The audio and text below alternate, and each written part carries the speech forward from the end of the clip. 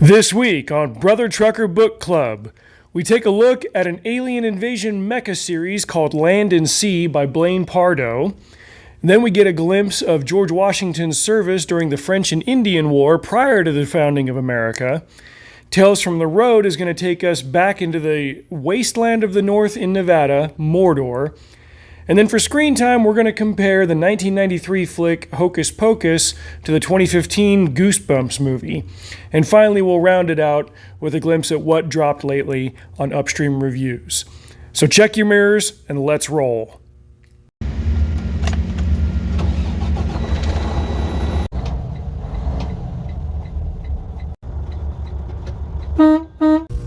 Book of the Week. Even though I raided my Halloween decoration box and hung up Jack here, we're not going to be covering a Halloween book this week. I am very close to finishing my reading of the third book in Blaine Pardoe's Land and Sea series. I haven't gotten there yet. I've got about an hour left on audio.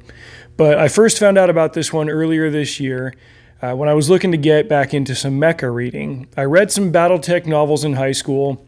Battletech is kind of the big kahuna of the mecha entertainment brands. There was a video game series back in the 90s. I don't know if it's still going on now. I assume it is. There was a short-lived cartoon, and then there are probably still toys. But I believe right now it exists mostly in like the tabletop and RPG gaming, and then there's writing to be done in that space. Blaine Pardoe was a writer for Battletech. Something happened. I haven't looked into it. Sounds like it was a cancellation attempt, or success, however you want to couch that. Cancellation is dumb and stupid. People got to knock it off, but these are the times that we live in.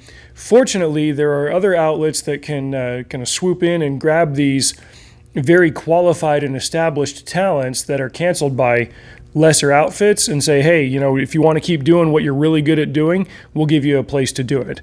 And so that happened for him, and he was able to form his own new IP out of that, and that's what Land and Sea is. It's a mecha series.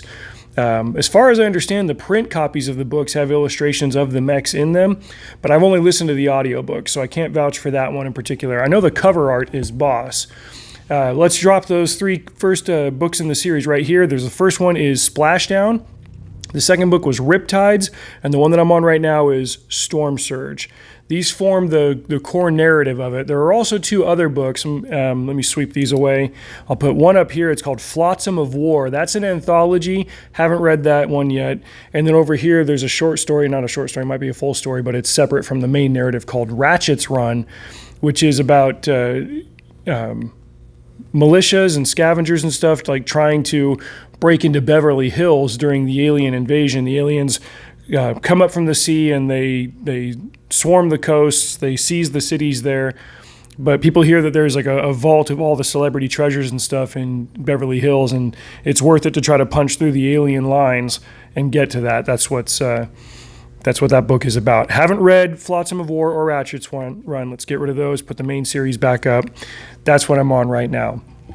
It's hard to isolate one of these three books as my favorite or as the best. I described them to a friend of mine as like episodes in a series or a season of a TV show, where you get the general progression of what's going on in different areas and with different characters. There are 4 or 5 kind of focal characters that the series settles on, especially later into the second one and mostly through the third one. The general gist is that there are aliens on Earth, and they have been here for about 5 years at the very least, but they're aquatic. They hang out at the bottom of the ocean. They make random BS happen, and before people realize what's really going on, the aliens have established a foothold here. They've got a general assessment of our technology level and our cultures, and they start moving up out of the oceans onto the coastal cities where a huge amount of humanity lives all around the world, and they start taking control of it all. They are referred to, not affectionately, but they're nicknamed by the military as just the fish. And that nickname makes it down into popular usage. They are kind of like the kaiju in Pacific Rim, in that they are all generally the same thing, but they are morphed and engineered to be different depending on the setting. You've got crabs, you've got squid ones. You've got all kinds of different sea creatures that then get grown and developed into something bigger, and these are used to make these land incursions, hence the title Land and Sea. Our focal characters are primarily military. You get a couple of civvies in there. This happens in the year 2040, and it's set after America has a war with Russia that takes place for the most part in Alaska. And so we are just ramping down from a big war. Our resources are stretched thin. We've got a lot of veterans that graduated out of the service and went back to civilian life that are trying to re-up, especially as the world is trying to mobilize and set aside the old differences and fight these aliens that are taking over the place. Kane is one such officer. He's a veteran guy who he's divorced. He's got a teenage daughter, and he's trying to get back to his family after the main attack lands. And, barring that, he wants to fight and repel the alien invasion. You've got Reed Porter, who his story is really tied in with another Marine named Natalia Falto, who she gets captured by the aliens. I'll talk more about her in a minute. But Reed Porter survives in the attack that led to her capture. He's given the Medal of Honor, but he really, really resents it. But he ends up becoming a propaganda piece for the war, and he's got his own battle to fight with the DoD on that front. There's a girl named Cece who ends up falling in with a militia in LA that's trying to protect their own neighborhood and do what they can to repel the invasion. And even though she's only 16, she has to grow up pretty quick and learn how to fight. And then I think one of the more kind of like tongue-in-cheek, intriguing character arcs is from what's the word here? Citizen reporter, not a citizen reporter. She's kind of an independent journalist named Dana Blaze. Big social media following. She's very much an influencer, but she does actual news. She's got a cameraman guy who follows her around, and she falls in love with we'll say an Elon Musk type, but he's decidedly more evil, than the real life Musk. And I'm personally like more of a fan than not of Musk. That's not really a commentary on it. He's a billionaire guy who's into tech, but he's got a very morally dark gray streak to him. He's harvesting alien tech despite international laws saying don't do this, so that he can get an edge on his competition in the industry when all is said and done. So without spoiling any major arcs or anything, the series is worth a read. I think it's really cool on the tech stuff. The military stuff is solid. Sometimes I get name blind when it comes to military fiction. You read so many characters that are similar because their jobs are so similar. It's hard to distinguish them at a certain point, but you're able to focus on, Porter, Kane, Falto, those guys. I will say that the terror element with Falto's story is especially strong, and in the third book, it almost got to be too much. She and a bunch of other humans were captured by the fish and taken to an undersea base, and for most of the second book and up to where I'm at in the third book, it seems like they were just being subjected to pointless, brutal torture and maiming, having arms and legs cut off, being injected with stuff that killed them in brutal ways. Like, the aliens are obviously trying to learn something about humanity here, but I felt like getting towards a resolution or a revelation about what that was kind of slow going. But with where the story is at, again, I haven't finished the third book, but with where I'm at right now, it's still progressing towards something that I think is doing a good job of rewarding the reader for enduring through that brutal reading. Content-wise, there's a fair amount of language up to and including the F-dash word, so be advised on that. But as far as mecha goes out there, it's the best one that I've found, and I'm really enjoying it so far. So I'm going to finish this third one, and I'm looking forward to reading the other two. So check out Land and Sea by Blaine Pardoe. Long haul reading. So those chapters that I read last week in George Washington's biography focused a lot on his relationship with his brother and how it got him into the military, and how much he looked up to Lawrence, and the influence that it had on him, what his school life was like. Now the next couple of chapters focus primarily on George Washington's service in the French and Indian War, as well as the larger movements, both diplomatic and military, of that war. Just as a quick refresher, in case you are less familiar with the French and Indian conflict, this was before the founding of the United States. This was before the American Revolution, about 20 years before the fact. At one point during this conflict, George Washington was a major, I believe. And it was his job to go to the different nations that were friendly to the English and get them aligned, and they had to kind of push back against incursions by the French and other Indian nations friendly to them. There was no, we'll say, ethnic monolith when it came to either the Europeans or the Indians. You had the Haudenosaunee, later called the Iroquois. They were 5 or 6 nations, depending on the count. You had other nations around the larger area of New England. Some were friendly to the English, some were friendly to the French. I like the language that is recorded and used, talking about how the Indians viewed the English. They saw them all as part of one big family. They viewed the English king as their father. They viewed the English as their brothers, and they were just different in culture and in delineations and genealogy and all that. There was one particular scene that I highlighted here to share with you guys. Let me pop this open one-handed as I've got my microphone attached to my spud wrench here. I found if I stick it on my lapel, my beard ends up insulating a lot of the sound, and with the fluorescence here in the shop, that makes for bad acoustics. But page 25 right here. On the following morning at 9 o'clock, the chiefs assembled in the council house, where Washington, according to his instructions, informed them that he was sent by their brother, the governor of Virginia, to deliver to the French commandant a letter of great importance, both to their brothers the English and to themselves, and that he was to ask their advice and assistance. This is Washington asking this of the natives. And some of their young men, to accompany and provide for him on the way, and be his safeguard against the French Indians. They were already making these distinctions. There are the English Indians and the French Indians based on which nations were allied with which European power. French Indians who had taken up the hatchet. He concluded by presenting the indispensable document in Indian diplomacy, a string of wampum. Now, if I remember right, Rebecca Fraser, in her Mayflower book that I read last year, which was fantastic, she described wampum as strings of shells. These were things that were valuable to, various East Coast Indian tribes.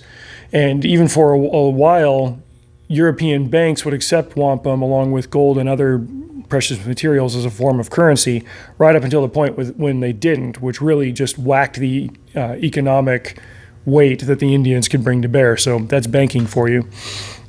But it still had diplomatic value between the tribes. The chiefs, according to etiquette, sat for some moments silent after he had concluded, as if ruminating on what had been said, or to give him time for further remark. The half-king, chief, they refer to themselves in that way because, the king is the father over in England.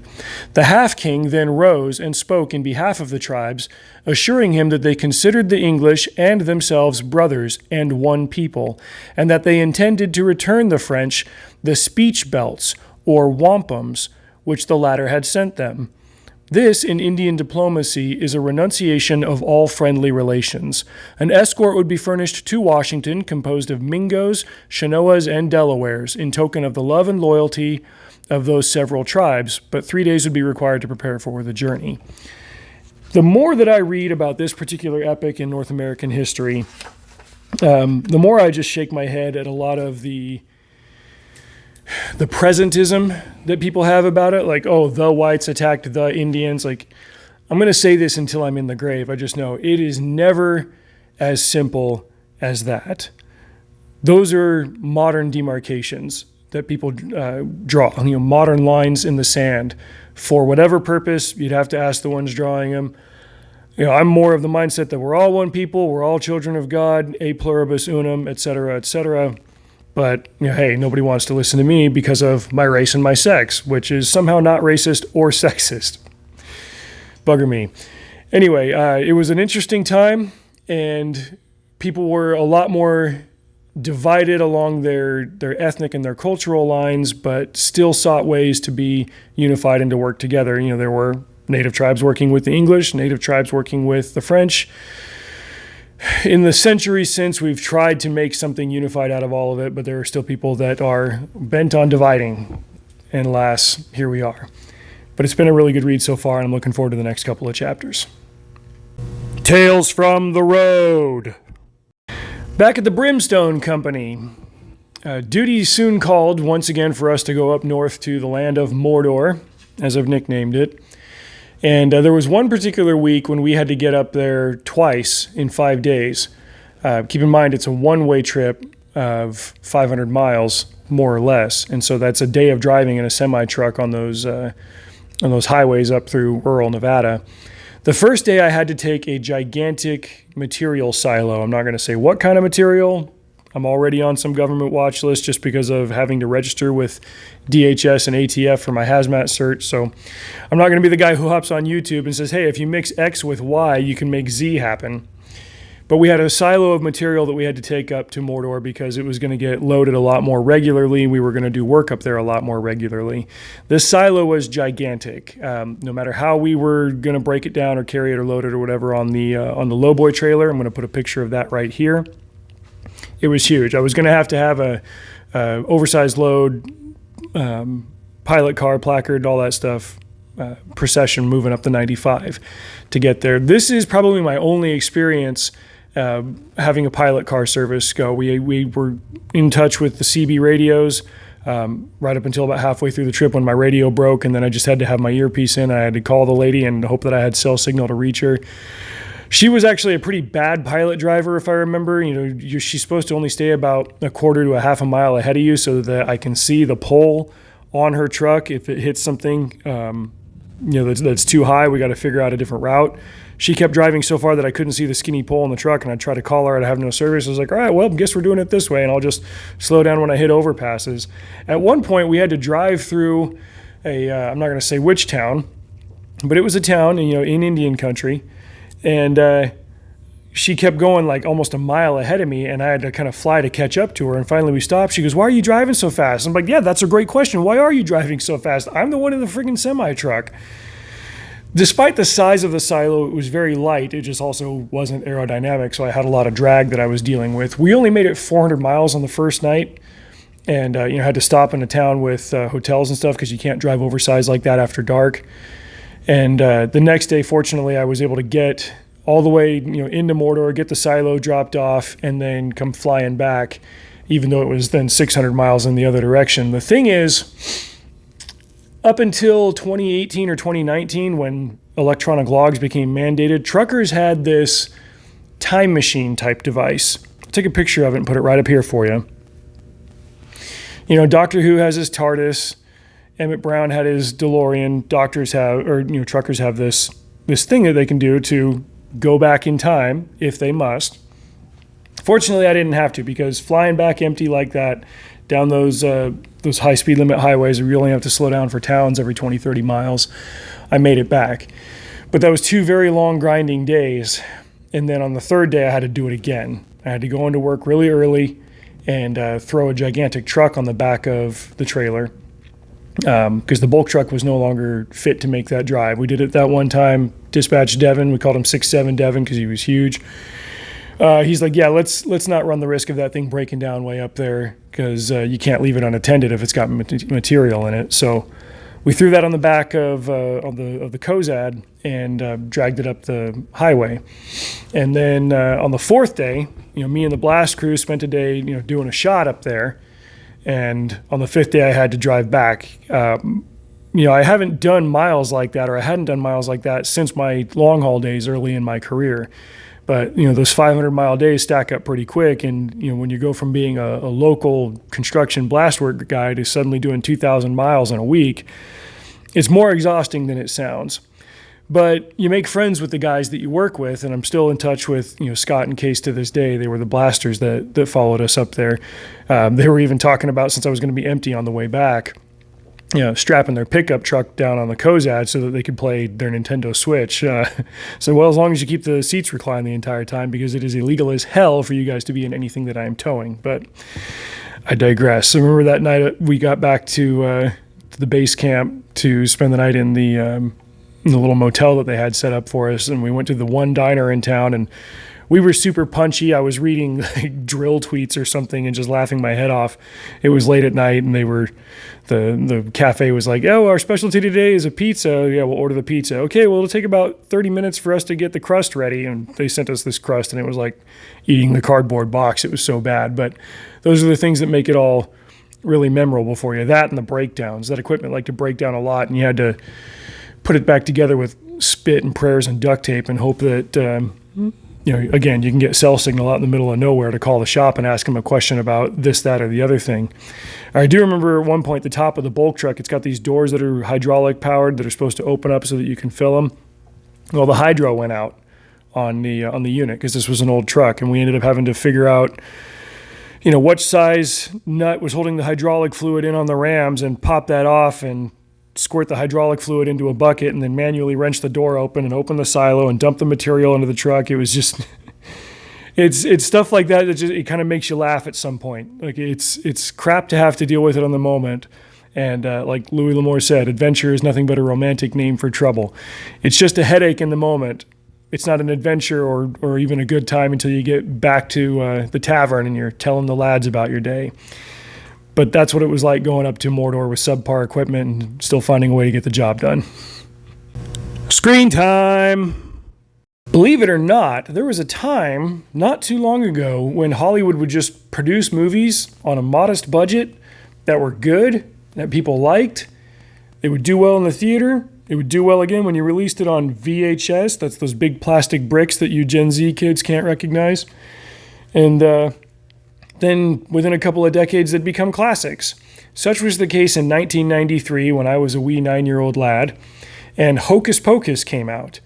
It had a whole bunch of actors in it that my parents seemed to know. I didn't really care. I think at the time I was interested in the cute little blonde girl that was going to be in the movie, and then as a teenager I was interested in the other cute blonde girl in the movie, if you know what I mean. Yabos, right? And I went a long time without seeing it until probably 10 years back. And, my wife and I got together with some of our other married friends and had a little Halloween party with our kids, and Hocus Pocus was on in the background. I was like, oh man, I haven't seen this in a while. This is good stuff. I'm all about holiday atmosphere. It's why we decorate. It's why we do all this stuff. And it's a good atmospheric movie. It's set in Salem. Some witches come back, and these kids on Halloween night have to get rid of them. As I was thinking recently about, what generally makes a movie appealing to a multi-quadrant audience, young, old, male, female, I think a lot of it comes down to you got to have members in the cast that can show interests of different people, but that tie together and move in one single direction. In this case, you had a cast of, the older actresses. You had Bette Midler, who's a headliner, and she's going to put butts in seats. Sarah Jessica Parker, Kathy Najimy, they were playing the Sanderson sisters. So there you get the big name recognition and stuff. And then you bring in these teen actors to get the middle schoolers interested. And then there's, the little girl at the younger end of it that keeps the elementary school kids watching. And so a whole family can sit down and they can watch this, and they can see some kind of interest that they all have in where the story is going. By contrast, I think the Goosebumps movie from 2015, which was obviously coasting on brand recognition, especially in the early 90s, those Goosebumps books were insanely popular. They were everywhere in elementary school. How would you do a movie about Goosebumps that kind of followed that same ethos without trying to do the exact same thing? Well, they're both Halloween movies that are about something coming out of a book that shouldn't have come out of a book, we'll say. They're both movies with recognizable big-name actors in the adult roles, and then, more or less appealing, cute-looking teens in the kiddie roles, we'll say. Goosebumps didn't have an elementary school angle to it, didn't have to. I think it just figured out a way to say, okay, we're going to make a Goosebumps movie, but it's about the series in general. It's going to be kind of meta level. We're going to focus on R.L. Stine as one of the main characters, and it's going to be about trying to get the monsters put away, why he created this, why he did this whole thing to begin with.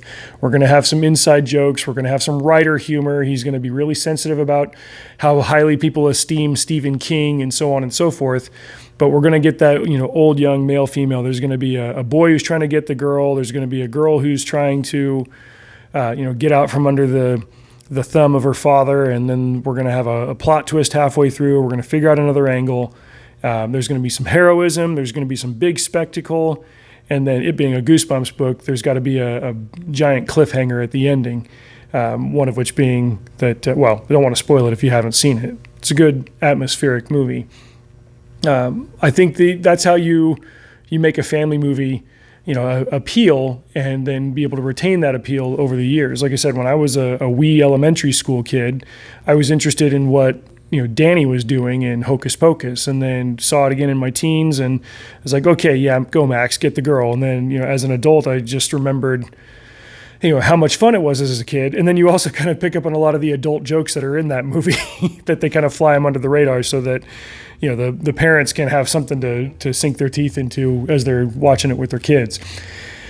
I think that's how you do it. And as long as you keep it light, you keep it fun, you put some real stakes in there, you give it some kind of emotional core, so that it's not just fluff, and then give a satisfying ending.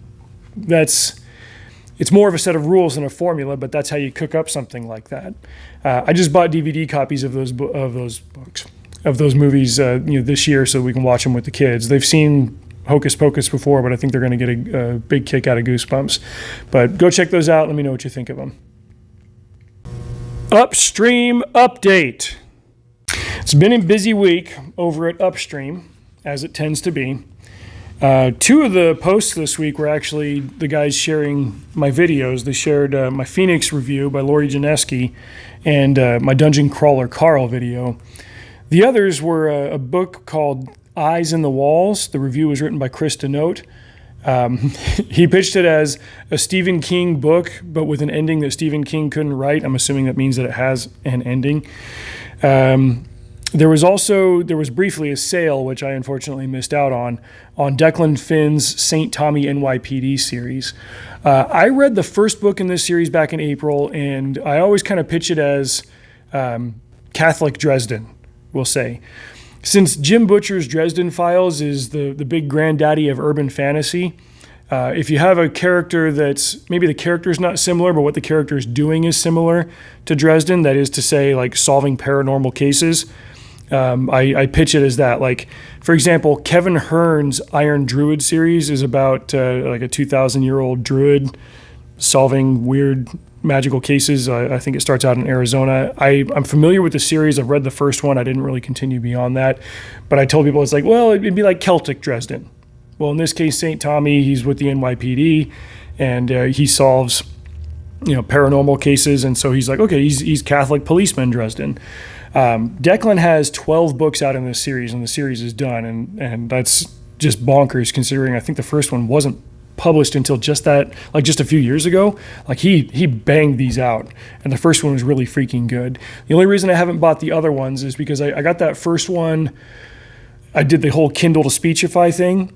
Since then, they've started coming out on Audible, and I really want to support them there. So I've got to get the second one. It's out now, but the others are available in the Kindle format, and there was a sale on those this week. Black Amazon of Mars is an old sci-fi fantasy story by Lee Brackett, and Carolyn Furlong did a review of that one on the site. And then Trevor Denning, our guy Bookstore Thor on Twitter, he's been hyping up this book that's it's like a 1930s kind of noir pulp type thing. It's called The Spider versus the Empire State. And off the top of my head, I don't remember the description of it, but hey, you should go to the website and check out the review. I remember reading the description and saying, that sounds interesting. I bookmarked it to read later. Now he's got a full review of it up on the site. So that's what's going on over at Upstream. If you go over there and subscribe, you'll get the notifications in your inbox every time a new article goes up, and you'll get good recommendations, kind of like you're doing here on the Brother Trucker Book Club. So that's it for this week. Thanks everybody for watching. Hope you guys like the new shirt. I need to find my two best hats. My OU hat and my old 1776 hat are missing. I suspect my kids misplaced them somewhere. But anyway, hope you guys have a great weekend. Catch you next time. Drive safe. See you out there.